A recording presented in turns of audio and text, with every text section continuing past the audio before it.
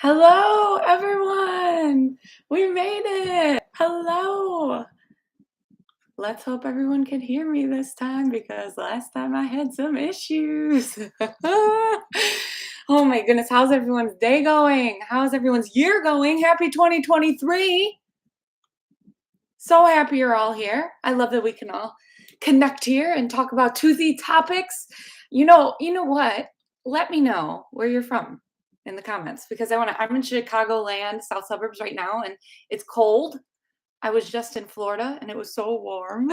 So it's taking my body some time to acclimate. But yes, happy 2023. I'm so excited for this year and for this toothy Q&A we're about to have right here, right? Ooh, I got Toronto. Ooh, Chicago. Ooh, I'm seeing it. We're from Houston. That's warm. Germany, Spain. Oh my goodness, lots of people from Europe. Hello. This is so awesome. Atlanta, Pakistan, New York, California, Wisconsin. I love this. Isn't this cool how we can all connect here and like care about teeth? It's like very cool. I'm so happy. I'm so happy that we can all be here. So again, happy 2023. You know, this year is going to be a good year. I'm really excited for this year. I'm really excited for this toothy Q&A we're about to have right here. My first live Q&A in 2023. But before we get into it, I have a quick announcement. You ready? I have so many tabs open. I have a quick announcement. This year in 2023, I now have a newsletter. It's kind of cool. I wanted to start 2023 by sending out a weekly newsletter talking about everything and anything teeth, of course, right? One email each week, every Tuesday. And if you want to sign up to be even more part of this toothy community, simply go to teethtalker.com. I'll put it in the box right here, teethtalker.com. Scroll all the way to the bottom where it says subscribe for dental tips, and then you're in. Extra teeth talk, extra knowledge, extra teeth knowledge every week. So I'm really excited. I just want to tell you all that. And one more thing at the bottom of each newsletter. So there's the newsletter you're going to get. You can get free stuff, free prizes, toothy fun goods. So I'm extra excited about that. And I'm so excited to share it to you all. More teeth, more fun. But now, for the purpose of this live Q&A, let's talk teeth. Bloom, bloom. I'm really excited to do that. Bloom, bloom. I've never done that in a live before. Let's see what the first question is. Thank you for everyone who said that they love the dramatic pause. I appreciate it. I appreciate it a lot. Okay, let's see the first question. I have some from Instagram, and then I'm gonna grab some from here too. So I'm gonna go back and forth, right? So this was a question on Instagram, and it was also a question right here in the comments section in this chat box before the live even started. The question was, do you have a video on hydroxyapatite toothpaste? I've had a lot of questions. Is hydroxyapatite toothpaste better than fluoride? I'm just jumping right in, by the way. This is question number one. So a lot of questions on it's nano hydroxyapatite, right? It's an ingredient in toothpaste. Lots of people are talking about it. It's a buzzword. It's trending. So the thing about I do have a video on it. It's called "Do Natural Toothpastes Work?" That's my video because it's considered a natural product or a natural ingredient. And so you can search that easily. Just type natural toothpastes, Teeth Talk Girl. I'll pop up on Google, on YouTube, wherever you search it. You can watch that video, and I'll probably explain it a lot better than I will right here because I was prepared. I wasn't live, but I'll still give you a little recap about hydroxyapatite. So the thing about hydroxyapatite, it's an ingredient that helps prevent tooth decay, right?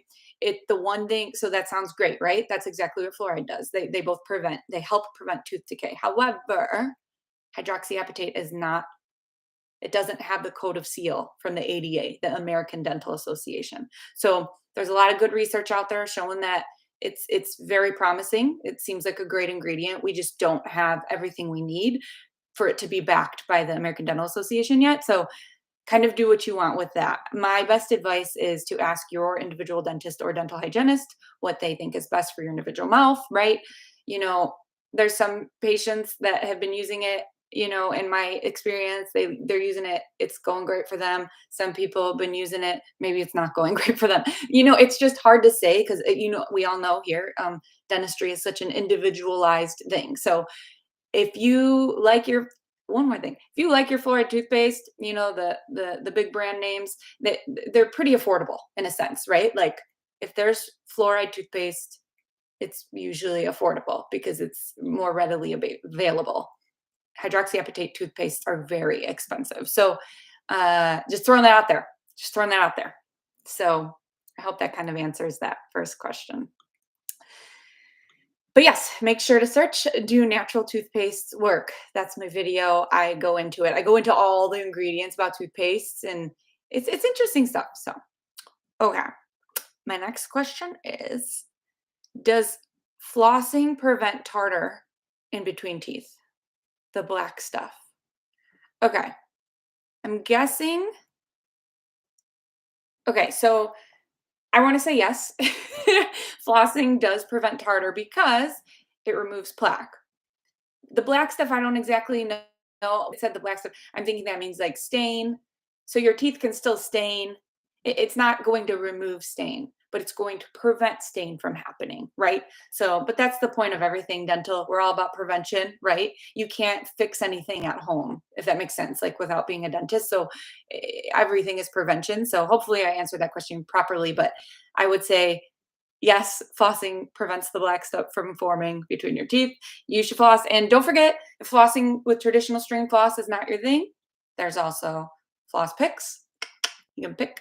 You just got to use it right. I have a video coming out soon on how to use floss picks. I'm so excited because a lot of people have been asking about floss picks and they're not sure if they're using them right. And there is a better optimal way. You kind of like bend it a little. Spoiler alert. You bend it a little so you can wrap it around each tooth. But that video is coming out soon. There's floss picks. There's a lot of alternatives to traditional string floss. There's floss picks. There's water flossers. There's those interdental brushes. Those little they look like little pipe cleaners, bottle brushes. There's a lot of different things that you can try out. And again, individual dentistry is an individual thing. Find out what works best for your individual mouth with your dental provider, right? Like, so always throwing that out there. Know that's always a thing. I think you all know that.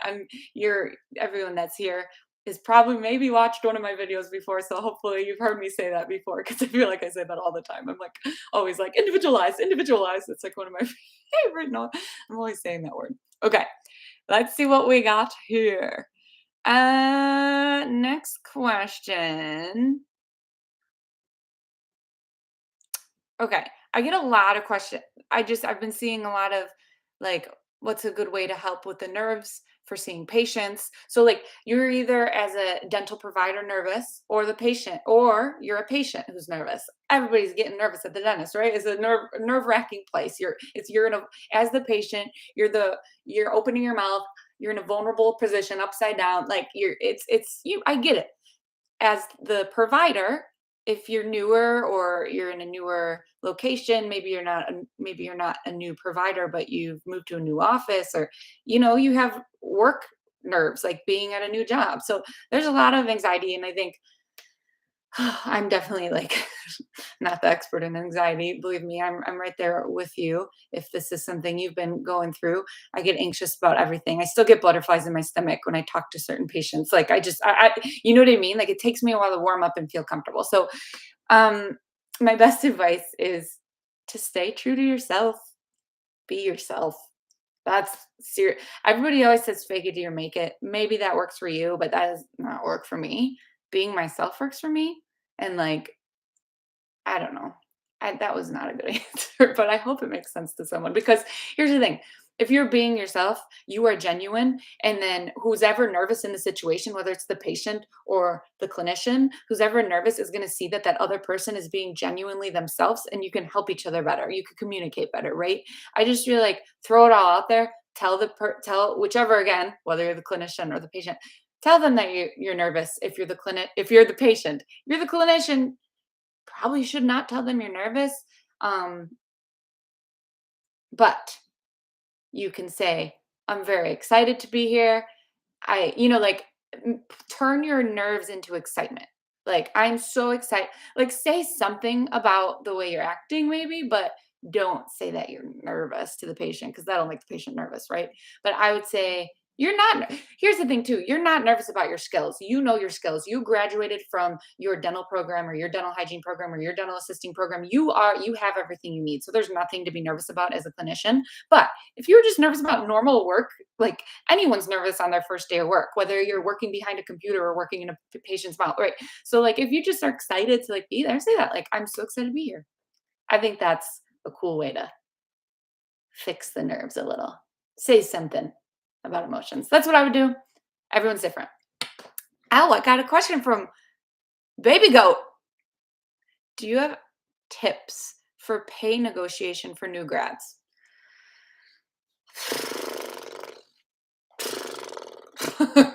Pay negotiation. I'm going to say that's not my strongest suit. However, I am also someone who, at the beginning, was real stressed and was just like, I just want a job. I'll take whatever I can get. I'm more, I've always been very, very, I want to say more strict to myself about like infection control of the office and like the office environment in general versus like the pay. Like, I'm willing to get paid less to be in a happy environment.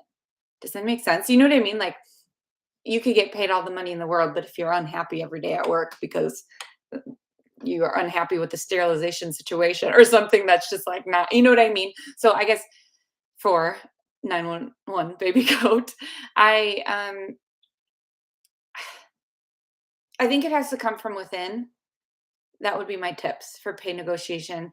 You know, like obviously you have to value yourself, never settle for less. And I think there's always room for opportunity if you're at an amazing office that is like genuine and is like, "Hey, I'm a new dentist starting out. This is what I can pay you, but hoping for opportunity and the goal is to pay you more in the future." Like, if you feel like that's the right office, it has to come from within. Does that feel right, Or is it worth trying to negotiate and they really can't, it can't hurt to negotiate in a nice way, but it has to come from within. 911 Baby Goat, that is my best advice. You have to find what your priorities are. Okay. I have a question here. Let's see. Well, okay. So someone just said, I haven't been to the dentist in 6 years. And then I'm also seeing like, how often should I go see my hygienist? One more thing's popping in. Sorry, I'm still thinking about 911 Baby Goat because what a name too. That is a username.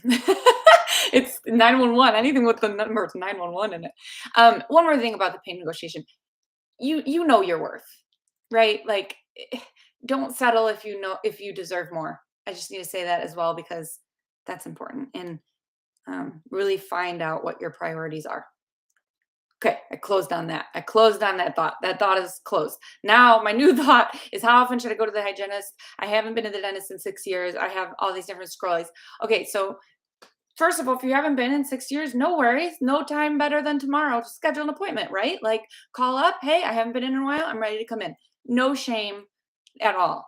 You are at the right place. You're calling the right place. We want to see you and we want to help you. So call. How often should you go to the dentist? It depends. So once you go and do your first appointment, they will evaluate your gum tissue, evaluate your teeth, your gums, your bone, figure out what kind of category gum health you're in. Once they determine what you're in, you might be going every 6 months. You might need a different type of cleaning. You might need a more involved cleaning, which might require you to come in every 3 months for a while after the involved cleaning. Sometimes people do every 4 months. So it really just depends on your treatment plan with your individual dentist and dental hygienist. So go to the dentist, get your comprehensive assessment, exam, x-rays, all that good stuff. And they will let you know if you're a 6-month person. We'll see every 6 months. They'll let you know if you should come in every 3 months. They'll let you know if you should come in every 4 months. But those are the general, like, 3 options: 6 months, 3 months, 4 months. Those are like the norm, but who knows? If there's some treatment plan that needs to be very individualized for your situation, that could be a thing too. So that was that one. Let's see what else we got. There's so many questions. Someone said, "Do you remember Blue's Clues, Whitney?" Yes, I remember Blue's Clues. That just stuck out at me.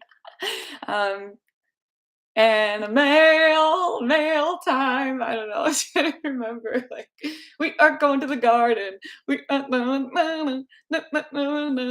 gonna have a good day. I don't know. Hey, something. Yes, I remember Blue's Clues, but I'm butchering those songs. All right. Well, that was a little break from teeth. Blue's Clues. I don't know if that dog even had teeth. Blue the dog. I just realized, isn't Bluey a dog? Isn't that a new like kids TV show? Bluey and then Blue's Clues. Are those related? I don't know anything about that. Okay. Let's see. You've been uploading videos regularly for years. Truth. Are you self-disciplined in general? All right. Yes. Yes, next, no. Yes, I've always been involved in a lot of things. Like in school, I was always involved in like 500 million things, everything in life. I'm always very busy. I just feel like the busier I am, the more I get done. I mean, that makes sense, right? Of course, the more you do, the more you're gonna get done. But I'm just someone who like the way when I jam pack and I schedule, I get everything done because I just follow my list and I go, go, go, go, go, But when hasn't been a long time since I have had free time. But when I have free time, like, then I don't get anything done because I'm just hanging out. So yes, I've always been self-disciplined. I'm very good at like grew up, I'm an only child. So like I was always just very like this is what I'm gonna do. And then, yeah. So I've always been self-disciplined. Of course, like having said that though, it doesn't mean it comes easy. Like there's times when I'm like, Whitney, just start. Just start. Like it's hard to get going sometimes, right? Like it doesn't mean I'm like I wake up every day so excited to work and so excited to do my schoolwork and this. But the thing is like this is a good example too. Once I get to work, like clinically, when I chairside in the op, like when I get to work, I'm not questioning being there. Like I'm so happy I'm there. You know what I mean? Like I'm good. But it's like, of course, like nobody wants to like go to work. Like I'm not excited to like, get up and like get ready. I'm tired. But then like once I'm there, I don't question what I do. I love it. Same thing with school. Ooh, that's hard because I'm kind of like, this is my first day of my semester and semester 2 of grad school. And it was hard for me to open that syllabus. I was like, oh, here we go. But like once I get in the swing of things, I'm gonna be like, I like structure. So yes. All right, so let's see here. Someone's having a conversation about finding a better dentist, and I can't really. I'd have to read through to see this. Like something's going on. Somebody's telling someone else to find a better dentist. I just posted a video recently that was dentist office red flags. You can search it, dental office red flags or whatever it is, Teeth Talk. If you search it, it'll pop up. I'm really proud of that video. That took me it was actually a remake of a video I did like 5-ish years ago or something, 4 or 5 years ago. And I just really have that's something I'm passionate about is just like making sure everyone finds the right fit dental office for them. And I always compare it to like dating, right? Like it's okay to not like where you go to the dentist. Maybe you need to find a better fit. Like it's okay. You know what I mean? Like so and I give like tips and tricks in that video, like different red flags that nobody should probably like this person. And then like, this is something that they may or may not do. Like I give different options and it like helps you like kind of gives you steps to finding a good dentist. So hopefully that helps that conversation that's happening there's so much I can't really see it. Um, Thank you, Stan Sprinkle. You just said something very nice to me. Hey, TTG. I think I told you a long time ago, my daughter's motivation to floss is Teeth Talk Girl is always watching. The sweetest. Like, that's amazing. Like, if I could be anyone, I would be the tooth fairy in real life. I wish that could be my real occupation because I think like motivating kids to take care of their teeth, like I wish I was her. That would be amazing. But alas, I can't be her because I can't fly. All right, let's see here. Next question is, can you use a water flosser if you haven't used it in a while? Mine might be dirty. Okay, so I do have a video all about how to clean your water flosser. And it's it's generalized. It's vague in a sense because there's so many different brands and types of water flossers. So you have to read the individual instructions to your water flosser, right? Because like they might have different, some say to use vinegar, some say to just to dry out the lines. Like that's what I do with mine. I dry out, I when I'm done using my water flosser, I just keep it on until it dries out. But then some people say mine says not to do that because the motor might burn out. And so there's like so many different things that yours may or may not say to do. So, having said that, if you're keeping it clean routinely and you just haven't used it in a while, I don't see why you would, if as long as you've been cleaning it when you were using it, I don't see why not. Why it wouldn't be bad to use, or why it would be bad, or whatever I just said. But I would run water through it and like watch it go through and make sure it looks clean, right? Before you use it. That would be my recommendation. If it tastes weird, like maybe get a new one. I don't know how long you haven't used it, but if it's been years, I don't know. If it's been a few months, I'm sure it's fine, but who knows, right? So just try to use your best judgment. But vinegar is usually what's recommended. But like I said, I have heard of some water flossers that say not to use vinegar. So you just like never know. But try to find your instruction. And if you don't, obviously still don't have your instructions, just Google the brand you have and see how to clean it. But like I said, I do have a video as well that says how to clean your water flosser. And that one's like generalized. If you're just like, I don't care, I'm just gonna clean it however I can clean it, then use my video. Um, okay. Someone's saying something about a root canal tooth that hurts so bad. Whenever you have pain on a tooth, my best advice is to call your dentist ASAP.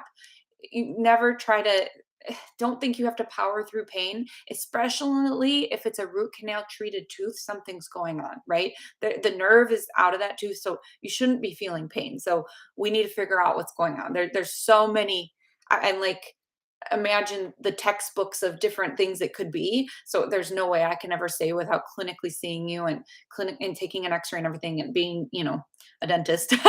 So, but there's not much I can say other than someone said, I did go to my dentist, but he never did anything. I would get a second opinion. If you are in pain, that's not okay, right? So I'm really sorry that happened to you. Also, if it's a root canal treated tooth, another idea is to go to an endodontist. It's endo, dentist, endodontist. That's a root canal specialist. So maybe they will be able to help you better than a general dentist in that situation. Usually a general dentist would refer you to an endodontist if they can't help you because they would, sorry, my foot's asleep, because they would know that sometimes endodontists have special microscopes and things to see into your teeth, special things that they can help. So I really hope you find relief soon. Yes, you're very welcome. I really hope you find relief. Let's see here. Okay, what do I got? Someone asked me, have you got Italian origin? And I do have Italian origin. I don't know. I tried. That was my Italian accent. Like, what's wrong with me? I cannot do accents and I'm Italian. So, ciao. That's all I know. Yes, I know my last name is Italian. I know look, I guess, Italianish, but I'm only 25%. I'm actually more Polish. Yakshimash. Half Polish. A little bit of Italian, a little bit of Irish. That is the make of me, but I'm American. I was born here. But I love the European everything. I love culture. I've been to Italy once. Oh, beautiful. I love everything about Europe. So I love to try to feel those roots inside of me. Is it normal for teeth to turn yellow? Okay, so the thing about teeth is, I'm so excited. I love this question. I love when it's teeth related, specifically a tooth question. Okay, so a tooth, the outermost layer is enamel. It's called enamel. We've all heard of tooth enamel. Maybe we have, maybe we haven't. Well, now you have tooth enamel. So tooth enamel has a white tint. That's why teeth generally look white. That's the outermost layer of your tooth. Now, underneath the enamel, you got something called dentin. Dentin has a yellowish tint. It's just naturally like that. So over time, what was the question? Are my teeth going to turn? Oh, is it normal for teeth to turn yellow? So over time, as you age, if your enamel is getting thinner and thinner, it's possible that dentin layer will show through and now it's a little more yellow of a tint, right? That's kind of my best. It's a little bit normal is my question. Your teeth get generally not as white as you get older. However, that's not everyone. We all know everyone has different thicknesses of enamel as well. Some people's teeth, their enamel's so thick, it's never gonna get thin enough where that dentin comes through. Some people have such thin enamel at young ages. Do you know what I mean? So it can happen at any age. It just depends on your teeth. Now, another reason they would turn yellow is due to staining, smoking, tea, coffee, any of that stuff. Although like coffee isn't yellow, it can make your teeth appear yellow. There's two different types of stains from these, coffee. We always say if it can stain a white t-shirt, it could stain your teeth. So even like pasta sauce, back to the Italian question, even like pasta sauce can stain your teeth, right? So if you're having repeated, I had a patient who had such stained teeth, and we were trying to figure out what it was because I was like, you have so, I mean, they were so thick stained. I was like, you could tell me if you smoke. Like I thought they were lying. Finally, we found out that the patient eats blueberries all day long. And I was like, no kidding. I would have never thought, you know what I mean? I was like, that makes so much sense. It almost looked like tar. It was so dark. And I was like, it was blueberries. Like just because this patient snacks on blueberries all day, every day. Again, blueberries are healthy for you. So I'm not saying it's bad. I'm just saying like naturally, sometimes your teeth do stain and it gets polished off easily at the dentist when it's an extrinsic external stain from something like a blueberry. Now, having said that, sometimes these external stains can become internal stains. That's something like smoking. Oftentimes, you're smoking, you come in every so often for cleanings, we clean off the stain, no problem. However, if that stain starts seeping in, it can cause internal staining. When that happens, you have to whiten. There's no other way to get your teeth white. We're cleaning off the external surface, and they're still like have a yellow tint. Then we got to get inside, and how to get inside is with whitening strips, whitening gels, whitening trays, in-office whitening at the dentist. I have a whole bunch of whitening videos. I was trying to think of a good word for whole bunch. A lot. A lot.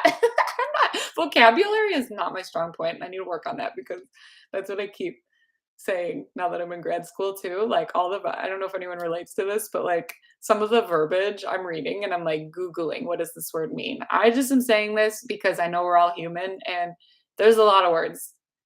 And now I just got very sidetracked. Okay, but yes, I have a lot of whitening videos. I want to say my favorite one is just type in 3 types of whitening or 3 ways to whiten Teeth Talk Girl. And that will come out. And then I really talk about the 3 best ways to whiten if you're interested in whitening. Hope that helps. Next one. That was a long answer. I just kept going on. I was just so excited to talk about yellow teeth. Okay, that was my tooth question. All right. Let's see what else we got. Do you have to brush after flossing? Oh, do you have to brush after flossing or can you do it anytime? You can do it anytime. Flossing, as long as it's done once a day, so like every 24 hours, cool with that. Do you know what I mean? So the whole like idea of plaque buildup, hardening, turning into tartar, that whole thing, bacteria sitting for 24. The rule of thumb, the general rule of thumb is you want to remove that plaque and debris from your teeth every 24 hours. So as long as you're doing it once a day, it doesn't have to be during your brushing session. You know what I mean? Like, yeah, I think that was that. However, again, I've been saying however a lot. Maybe I need a better word for however. I'll take better words for however in the comments when the top chat here. I would be very excited if you. But however, nevertheless, all those words. Okay, so however, if you want the most optimal time to floss your teeth, it is before bed. So like more than like worrying about flossing when you brush, you should be doing it before bed. So it happens to be the same time you're brushing. The most optimal time is before bed. But as long as you do it once a day, you're fine. I hope that helps you so much. Okay. Let's see what else we got. We got so many. I love how you all are having conversations. You know how you like jump into a group chat that you like missed? Well, I just had that with a lot more people than a normal group chat that I have on my phone. So I'm like, oh my goodness, I'm trying to catch up. Okay. So there's a lot of salary questions like dental hygiene salary, how much money do you make, all this stuff. It differs so much depending on the state in which you live and the area in the state. So I do have a video again. Gosh, I'm really happy about my video like collection, my catalog of videos. I'm like, I have a video on that. I have a video. You could like salary dental hygienist teeth talk. That's what you should search again. Just whenever you're like searching a video topic, if you want to see if I've personally made a video, just write the video topic and then write teeth talk at the end or teeth talk girl, whatever, whether it's on Google or YouTube, and it'll pop up. So I do have a salary hygienist video, and I go over all the different states and like the highs and the lows and the average, and it kind of all ties in. So, so. Okay, someone says, I'm getting a root canal tomorrow morning. I'm excited for you. I hope it goes well, and I hope you have a toothy, fun recovery. I know toothy fun is the like weirdest, like toothy fun recovery, but truly, you're gonna be great. I don't know if my root canal, I think it did come out yet. I'm very happy to be ahead. So ahead in like I don't know which ones are posted and which ones aren't this month, but I have a what to do after your root canal video, how to like speed up your recovery process. Let's see. The stream. Ba-ba-da-ba-ba-ba. Okay. I can't wait till, I don't want to say I can't wait till this is over to read, but I want to like read this chat and like read what everyone's been talking about after I'm done with this, because that'd be very fun for me. I can't wait for that. But until then, let me find, let's see here. And everyone, I think, by the way, as I'm finding my next chat, I just realized you can press like. You could like this stream right now. Ding! You can press like. Ding! I just pressed like on my own stream. That's so nice. Thank you. Soul XDD. It's like a big smile. XDD. Thank you, Soul XDD. I didn't realize you can like the stream. Thank you for telling people to like the stream. That makes me so happy. Thank you. Like. Oh, we got a colorful question. Okay, let's see. Colorful question. It's coming. Mine like comes kind of like, oh, there it is. Would you use a fluoride mouthwash in your water pick to get it under the gum line? I like that question.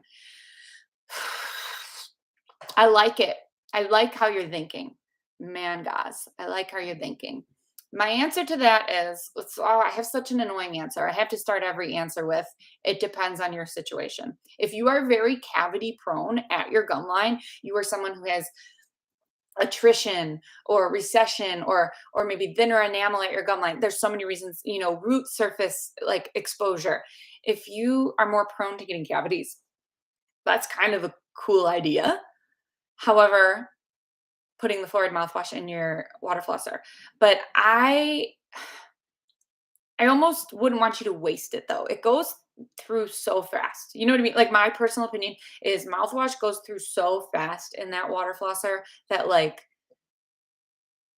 I don't know if that's your best option, but it can't hurt in most water flossers. Again, read your water flosser manual. Some of them will say do not put mouthwash in it because it can abrade the, inner working. It could break your water flosser, But long story short, you can probably do it. I don't think it will hurt you.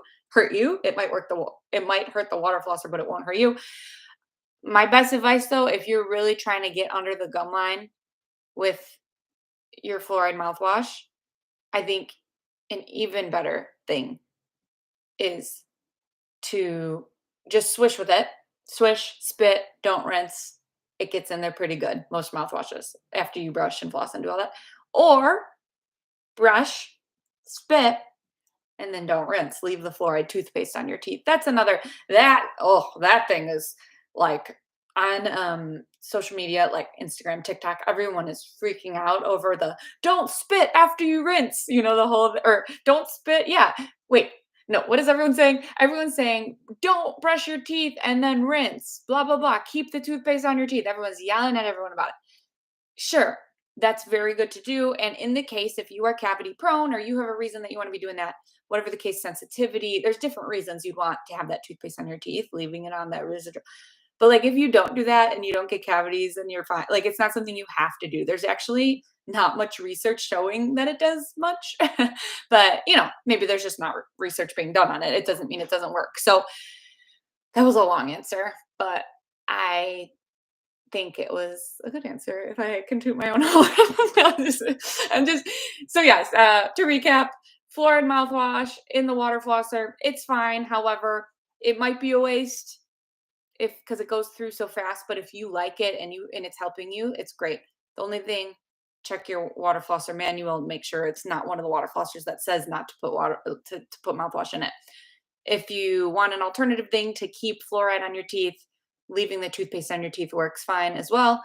But for everyone else listening, if you're like, do I have to do that? Don't worry. It's not something you like have to do unless your dental provider tells you it's going to help you for an individual situation reason. Because I'm someone who like, I'm not keeping toothpaste on my teeth unless like there are some times when I'll like spit. I tongue scrape after I spit, so I get all that like residual toothpaste out of my mouth. I'll put my retainer, my night guard in right away, so then I don't really taste it, the toothpaste, the texture, and then it's easier for me. But I do it sometimes, but I don't think it's like a necessary thing. Hello, Julio. I liked those pink waves. Hello. Hello. I love it. All right, let's see. Someone's I know that guy. I would need like 5 gallons of mouthwash. Ha ha ha. You got coupons for mouthwash. That's what I'm saying. You know what though? Here's the thing. One more thing about that question with the putting the fluoride mouthwash in the water flosser. I have a lot of patients that use an antiseptic mouthwash in their water flosser just to give it some flavor. But they just put a little bit. So it's they fill up their water basin with mostly water and they just put a little hint of the antiseptic just to give it that minty flavor. Cool. That's but the thing about the fluoride is if you're putting just a little bit of fluoride in the water, it's gonna dilute it and the fluoride's not gonna do anything. You know what I'm saying? So it can't hurt, but it might not do much. 911 baby goat's back. Hey Whitney, my question is an associate's degree in a technical trade school with a prerequisite baked in, is that just as good as an option as regular college? I don't know if I fully understand it. So I don't know if I fully understand it. 911 baby goat. I'm gonna answer how I think, but correct me if I'm not answering correctly. I think you're asking, is the associate's degree from a technical trade school just as good as an associate's degree from a regular college? But I think I don't really understand because most technical trade schools are like a regular community college, right? If you're talking about dental hygiene, I mean, yeah, that's what I'm wondering. Someone else said maybe they mean an associate's versus a black bachelor's. Thank you, Allie BHG.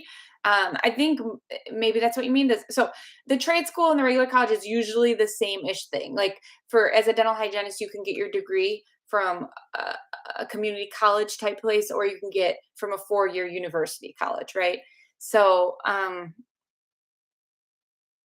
I'll answer it the way Allie BHG says until I have unless you want clarification from Baby Goat. So the thing about being a hygienist in the United States is these are my two. This is going to be the associate degree, and this is going to be the bachelor degree. The associate degree and the bachelor degree, if you're going to work as a clinical dental hygienist in the op cleaning teeth, the traditional thing that you go to the dentist and clean teeth, equal. They are so equal. You're going to get paid the same. You're not going to get paid any more just because you have a bachelor degree. I mean, maybe if you have a boss that randomly says they will, but it's not going to make you or break you. It's the same degree. You have the same exact skills as a clinical dental hygienist. The only reason some people would prefer to get the bachelor's degree is if you want to go on for more school, like maybe you want to get your master's in the future. Maybe you want to teach, right? If you want to be a teacher, like a dental hygiene instructor in the future, if you want to go into marketing or research or sales, if you want, I'm like trying to think of like things that, there's a bunch of different things that bachelors might set you up for if you want to do something non-clinical, right? Or if you just want a bachelor's, if you just are like, I want to get a bachelor degree, that's fine too. The associate degree, however, you can easily go and get your bachelor's later. You know what I mean? Like if you want to do the associate now and then take more classes to finish up a bachelor, whether it's in dental hygiene or in like biology or chemistry and like anatomy, if you want to get a bachelor's in something else, that's cool too. That works. So either way, they're equal. And I want to confirm, since I was talking and not looking in the comments, that it wasn't um there was no clarification. I hope that answered, and let me know if that wasn't your question. Woo, woo, woo. Oh, okay, baby, go. Thank you. I've seen some community colleges offer an AAS degree in dental hygiene with an expectancy of 3 years to complete, while some trade schools programs for an AAS in dental hygiene is about 20 months. Okay, cool. So that, thank you for clear. Awesome. So, okay, I get your question. So yes, I always like, they're very rare. So I forget, a lot of people don't even know these exist. A lot of dental hygienists don't even know these exist. They only know because I've been like doing this video stuff. So I've heard of this, where there are expedited, like speeded up dental hygiene programs. I think what you're talking about for the 20 months. Oh, I have a friend, Sarah. If she was here, she would. If anyone's done an accredited program, let me know. But from my understanding, the accredited program, you often need to take your prerequisites first anyway. So even though maybe it'll be an expedited 20 months, they might need you to take like biology, chemistry, anatomy before, microbiology, whatever it is, before you even apply to this expedited program. So my answer is, which one is better? If they are both accredited, they're both great. You know what I mean? Accredited, they have gone through their accreditation through, all the dental hygiene like associations and the blah blah blah blah, all that stuff. Like there's all these layers of accreditation, but that's all you have to look for is if it's accredited. If it's accredited, doesn't matter if it takes you 20 months or 3 years, it's accredited. So you're good. It'll set you up to be prepared to take your board exams. Hope that helps you. Thank you. Thank you for the question. That's a very good question. I also have on my website, teethtalkgirl.com/career, I have a list of all the different ways to become a dental hygienist, doing the bachelor's, doing the associates, doing the this, doing the that. So let's see. Oh, thank you. Martha Ramirez, 20-month is intense. I was an instructor. So she was an instructor. Yes, prerequisites are still required. Thank you, Martha. So sorry, I have a friend, Marta. So I was like, Martha. That was my understanding as well. So I never went to one of those. So, but yes, I've never even like visited it. So I don't know much about those, but I did write something about it once. And that's where I'm trying to remember what I wrote. Like when you write a paper in school and you're like, I wrote that paper. It was a while ago. When you don't do something, it's like harder to remember when you just like write about it. You know what I mean? So that's another reason. You know what? Just fun fact. Sorry, I'm just like riffing and telling you something, but when I make my YouTube videos, honestly, so for anyone who's like a dental hygienist, or a dentist or a dental assistant or anything in your career, no matter what you do, whatever your career is, for me, like talking about it, like talking when I sit next to that chair and I do a video about something, like I will remember that, well, mostly forever, like a lot more than if I wrote about something in a paper. You know what I mean? Like that's the whole like experience doing is key. Like again, for all the hygienists out there that are about to graduate in May or about to graduate in whatever month, if you're nervous because you're like, I need experience, you have experience, you've been doing clinic, you're gonna be great. And then every time you see a patient, you're just gonna get better and better and better and better. Confident better, memorizing better. It'll just become easier. You're great no matter what, but it's just going to get easier. And I just bring that up because I think it's a good tip, because I was always nervous. Like I wrote all this stuff. I've written a lot of articles and I write a lot, and I'm like, sometimes I don't remember what I'm writing if it's something I don't use every day. And so the same thing with school. I think that's the coolest thing about being a hygienist is that you get time in the op, in the clinic, and you're going to just get so much experience to feel so comfortable. So you got nothing to worry about. Let's see here. Calvin Reese. Next question. If you could go back in time when you first started studying to become a dental hygienist, What advice would you give yourself? Great channel, by the way. Thank you, Calvin. I always love a compliment. It makes you feel so good. Thank you. So, okay. I'm holding an avocado stress ball. I just realized when I did that, you might have saw it for a second. I love a stress ball. I have a tooth one right there too, but instead I'm doing avocado today. Okay, I just love my. Okay, I'll put it down. So if I could go back in time when I started studying dental, okay, what would I give myself? I think the advice I'd give myself is chill out. Chill out, Whitney. I was like, okay, so I'm someone who I did my undergrad first. I did my bachelor degree first. My bachelor degree was super intense. It was biology and chemistry, and like it was very hard for me. And I had that same like to go to dental hygiene school, which was great because you need that. You need that in dental hygiene school. But I remember like I did not take a beat. Like I was just boom, boom, boom, boom, boom, boom, boom. And I think I wish I just took a breath and kind of like enjoyed it. I don't know if it's easy to say now, right? But my advice would be like anything in life, try to be present. You're only in school once or twice or whatever. You're only in school for so long. And I just think I had such cool times with my I almost said co-students. What my classmates, my coworkers, student, what is it called? Classmates. There's my vocabulary issue. I can't think of words. I had such good times with my classmates and just learning from my teachers and instructors. And I just feel like really soak it all in. When you're in school, that would be my advice. Soak it in. Don't be freaked out. You are there because you deserve to be there. You worked hard to be there. And you just try to really value your time and utilize your instructors. If you have a question, ask them. They are so knowledgeable. Like dental hygiene instructors know so much. They've been through the career, they've been through the teaching of the career, they've been through the private practice. Some of them have worked corporate. You have access to such great like wisdom and like information from your teachers. So that would be, I wish I talked to my teachers more when I was in school. I have so many questions that I now when I meet someone who's a dental hygiene instructor, I'm like, can I just ask you questions? Like I'm like, hi. I just think it's so cool to be a teacher of dental hygiene, and you should ask some more questions. So that's my answer. That's my advice. When you first started studying to become a dental hygienist, what advice would you give yourself? That was my advice. Talk to your teachers more and chill out. What you waiting for? Lay back. It's all been done before. Okay, I only have time for a few more questions. This is so fun. I hope I'm feeling very like zen. Okay, so we had like a work party over the weekend.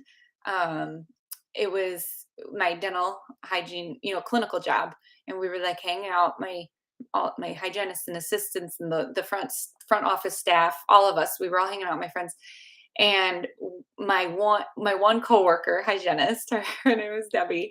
She, oh my goodness, she gave a massage. She's like, okay, where's my hygienist? She like massaged my neck. Like she got in there so good that I don't think I've ever had that good of a massage. And I was like, why are you a dental hygienist? I think you should be a massage therapist. The reason I bring this up is because I'm still so relaxed from that massage. It just like got in my neck. Another point, another segue of the story is if you are working in the dental field, please, please, please work on your ergonomics. I am the worst and I get like this.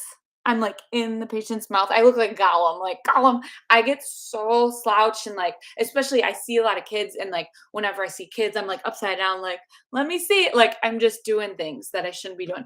So my neck is always in a little bit of pain because I do not follow good hair ergonomics all the time. And I know I should. I do all the stretching. I have a video. You can search it again. Sorry, I'm like a broken record, but you could ergonomics, teeth talk girl. You'll find my video. I give all these good tips and tricks on things to do in between patients. You know what I mean? All the when you give yourself the double chin, that's really good to do in between patients. Like all these things. I do all that. But I do catch myself sometimes really like going upside down to get into the spots. So I really need to not do that. So anyway, my point is please take care of yourself if you're in the dental world or if you're in any world that you use your body manually, right? Like the manual labor is no joke. So take care of yourself and find yourself a good massage therapist. I told Debbie, I was like, can I come here weekly and like pay you to get there in my neck like that? That was great. She gave me a recommendation for a massage therapist that she goes to that taught her everything. So I'm very excited to start getting massages again. I used to do it all the time and I haven't done it in a while. Very good for us. Self-care is key. All righty. Let's do a few more questions. Does diet contribute to oral health? Yes, so much. Not only topically, but also systemically, right? And what I mean by that is topically is like what happens in your mouth, like you're eating candy, whatever, and like the sugar, the sugars, blah blah blah, break, blah blah blah, everything's happening in your mouth. But then systemically, like eating a carrot, like systemically, there's a lot of good like vitamins and things and healthy foods that can help your teeth and gums as well, not just topically, but also systemically. So yes, I actually have another video. I'm sorry, I keep talking about it. I just keep wanting to show off my cute avocado. Like, who wouldn't want to like squish this? My mom was playing with this, well, like, like touching it, and she like touched it and went, "Ooh, I can't touch it." So some people don't like the feeling of this, but I like it. So anyway, I have another video all about best foods for teeth and healthy foods for teeth. You can Google, I think healthy foods or good foods for your teeth, Teeth Talk Girl at the end. Again, and I have a whole video all about like the best foods for your teeth because yes, diet 100% contributes to your dental health and what you eat. You know what? Something I just need to say too on that is that a lot of people, we all have heard that candy is bad for your teeth, right? But you know what's even worse? And I bet someone's gonna say it in that comment section. You know what's worse than candy from your teeth? Who's gonna say it first? Who's gonna say it first? Oh, someone said there's a song for that. Pop. Okay, yeah, pop. Hey, pop and soda. Hey, pop. One of my Midwestern friends said pop. Hello. I was saying pop in a video and everyone was like freaking out. Soda, meat, chips. Ding, ding, ding, ding, ding. Chips was the winner. All of those are bad. Yes, I love everything that's coming through. Soda, coffee, that is all very bad. Pop. But meat isn't necessarily bad, but it depends on the way it's prepared because, right, like back to chips. Pasta, yes. So anything, it's called fermentable carbs. I have a video coming out soon about this. Fermentable carbs are like the absolute worst for your teeth. So fermentable carbs are things like pasta, bread, crackers. It could be meat if it's breaded, right? Like breaded meat, like anything that, think about like a goldfish or a graham cracker or like a goldfish cracker, not a goldfish, but a goldfish cracker or chips, or think about how like when you're chewing them, eating them in your mouth, and like you swallow and like you still kind of like feel it like it like almost like hard, you know what I mean, like cereal, you know what I'm saying? Oh, Zach came in with fermentable carbs, knew the word. Yes, so all those are different fermentable carbs. So think about how sugar is bad for your teeth. Fermentable carbs are even worse because fermentable carbs, when carbohydrates break down, they break down into sugars. Regular carbohydrates break down into sugars in your digestive system after your mouth. Fermentable carbs break down in your mouth. So, into sugars.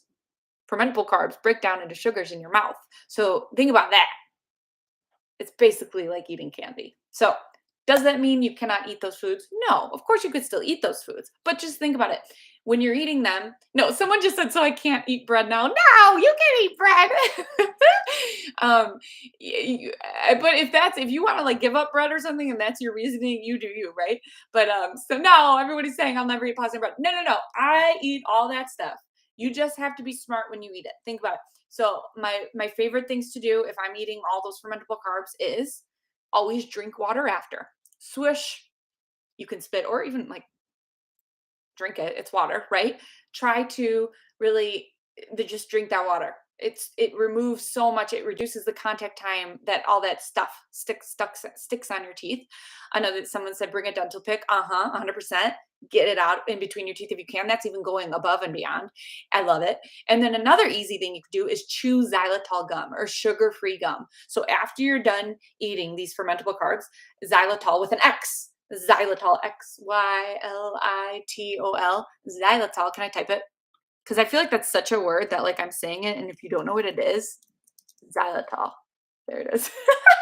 Um, Xylitol gum, it helps neutralize the pH in your mouth. It also helps remove some of that like debris that's stuck on your teeth. So all about chewing xylitol gum after you eat and switching with water. And then always try to wait at least 30 minutes, 30, before you brush. There's a whole thing about that with the acids and the blah blah blah. I have a video coming about that soon. Someone said xylo what? Xylitol is a sugar substitute. It's actually really good for your teeth. So most sugar-free gums have xylitol in it already. So if you have a pack of sugar-free gum or mints, sugar-free mint, check it out. Someone said, "What about what about mouthwashes?" For sure, you can also switch with mouthwash after. That can help, but I do recommend it's a fluoride mouthwash because there are some mouthwashes that are they're a little acidic, which is wild and they should not exist, right? Like that's a whole nother topic for a whole nother 50-minute video. We will get into that. That's a good video. I need to work on that one. About why some mouthwashes are acidic. And we all know we do not want an acidic environment in our mouth. We want a neutral environment. So um, most of the time, an anti-cavity mouthwash or like a fluoride mouthwash won't be acidic, right? But some of those like fresh breath and like antiseptics, some of those can be acidic. So always just like Google like, hey, I need a neutral mouthwash, you know? And I know everyone's asking about the different brands. Is this one neutral? Is this one not? It's very hard. That is something we've been like, it's really a shame because some mouthwashes don't even say whether or not what their pH is. And it's like a bummer. So I'm gonna try and compile a list. I think that's a good idea for the future and put it on my website to get um some options for people to find the best mouthwashes. Someone said, "What's bad about acidic mouthwashes?" So the thing is, you want a neutral environment in your mouth because neutral prevents cavities. It's healthy. The oral microbiome, the bacteria in your mouth, you want it to be neutral. But if you have acidic environment from like sugars or like a lot of things cause your mouth to be acidic, right? Drinking an acidic drink like pop, soda pop, like all that stuff like is very acidic, right? Acids erode your enamel. There's a bunch of bad things that happen. So, and then yeah, someone said, "Why is everything so corrupt? Why acidic? Why would they sell acidic mouthwash?" I know, believe me, I know.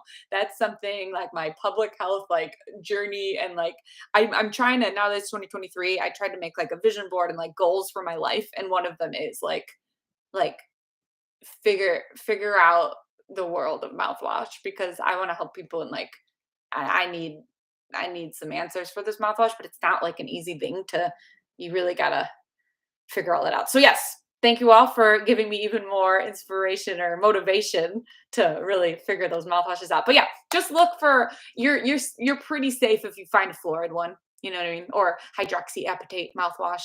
Those are great. Um, so someone said, should you use mouthwash every day? I'm not in, I've talked about mouthwash for the last like 5 minutes here, and I'm not even, I shouldn't have wasted my, the thing about mouthwash is it's not, all you have to do, I have this like dollar store video where it's like, you can have a healthy mouth for $4. All you need is a toothbrush, floss, a tongue scraper. What was my fourth thing? Was it maybe $3? Oh, and toothpaste. I was like, what's my fourth?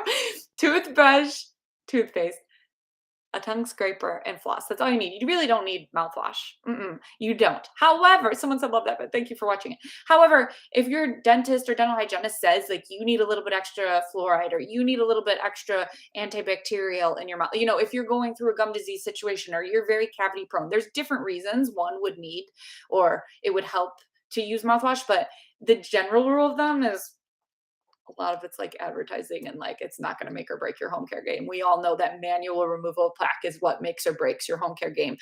Physically removing the plaque off your teeth, physically popping out that food or that bacteria in between your teeth, whether it's a water flosser, whether it's an interdental brush, something that mechanically gets that stuff off your teeth is way more important than anything you're just going to swish with. You know what I'm saying? However, like I said, same thing with like oral probiotics and stuff. That's someone's question here. So I'll try to put it into this answer.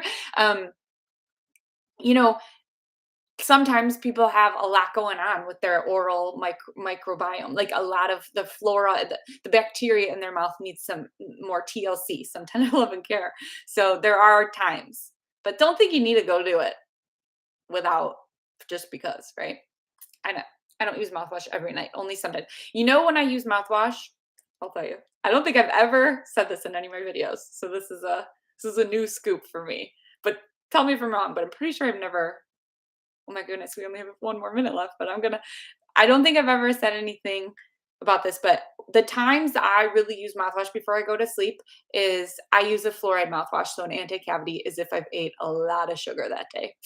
So like if it's like Halloween time or like Easter time for me, like I always eat a lot of chocolate bunnies and like I always eat a lot of if I was eating a lot of candy that day or a lot of fermentable carbs, if I had a pasta day, I was all about the pasta.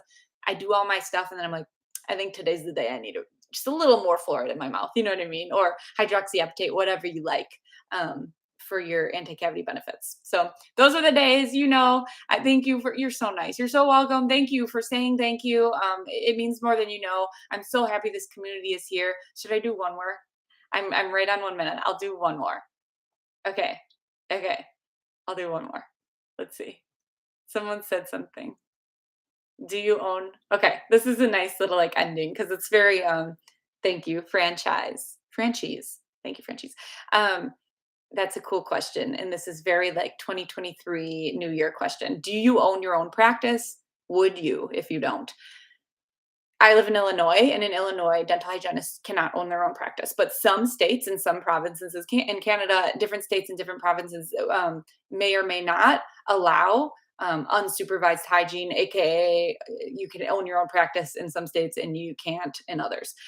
If I did live in a state where I can own my own, right now, no. I'm very busy with school and back in grad school, right? In the future, maybe. Like, I just, I just feel I'm really all about like wanting to provide the best care to everyone. I really feel everyone deserves the best dental care. Um, and I want to figure something out. I would love to figure out affordable care for all. I want access. I want really good dental work access for all. That's like my like life dream, my life goal. That's going to be big on my vision board. Um, so yes, one day I really hope to implement something like that.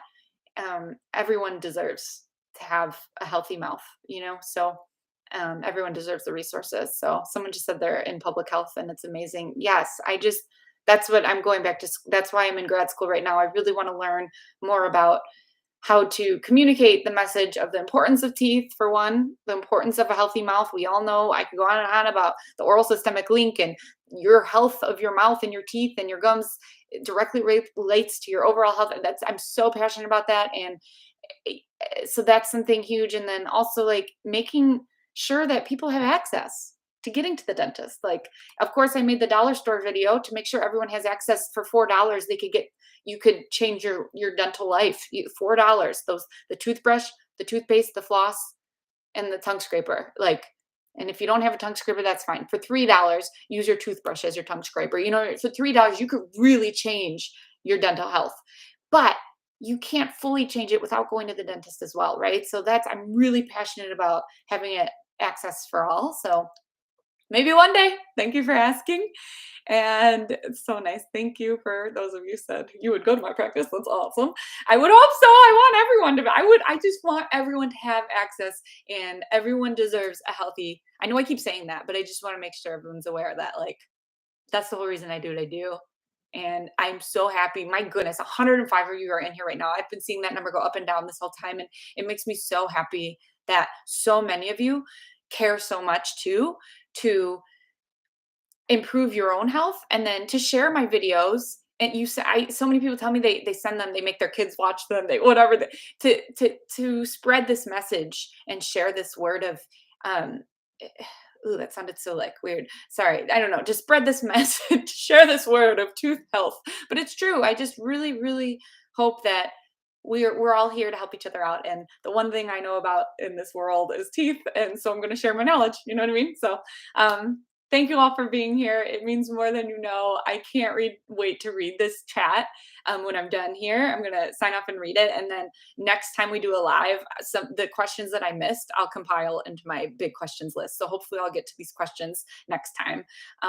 Thank you. You're all so nice. The things you're saying right now, I feel like I want to cry. So I'm gonna go. Thank you. I love all of your energy so much. I hope you have a wonderful 2023 and a wonderful week and everything. A wonderful evening, a good bedtime, a sleep, a morning, wherever you are. Thank you. Peace, love, and teeth. Thank you so much for being here.